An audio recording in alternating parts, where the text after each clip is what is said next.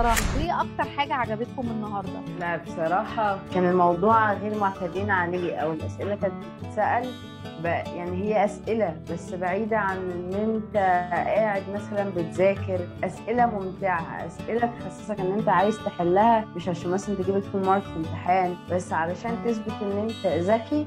تستمتع لوحدها، نقدر نستبدلها بالجيمز. النهاردة يعني كان المحاضرة كانت بتبقى غير عن أي محاضرة ثانية.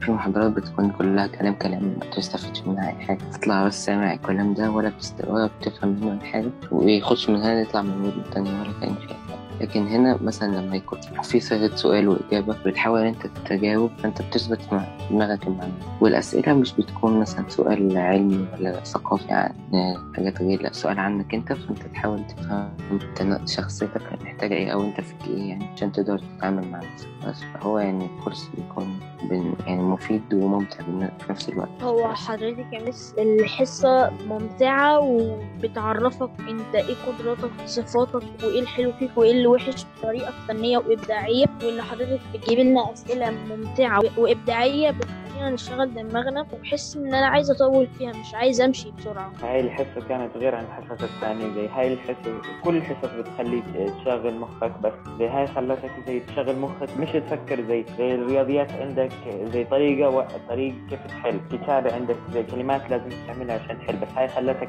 تفكر برا الصندوق، انه مش انه بس هاي الموجود عندك، تفكر اللي مش موجود عندك، شو بتقدر تساوي غير اللي مكتوب هون. ثقة في نفسي كبير قوي، ان انا لو اي حاجة حد سألها لي ما اقولوش مش فاهم، لا احلها واكون واثق من نفسي. يعني انا عملت حاجة جديدة في يومي، تغيير في يومي والروتين بتاعي. انا استمتعت قوي الاسئله كانت ممتعه قوي. انا اصلا مش بحب اخد دروس خالص، بس ده كان واحد من امتع الدروس اللي انا حضرتها طول الدرس. كنت يعني بضحك، اسئله كانت جميله جدا. شكرا ليكي جدا يا مستر.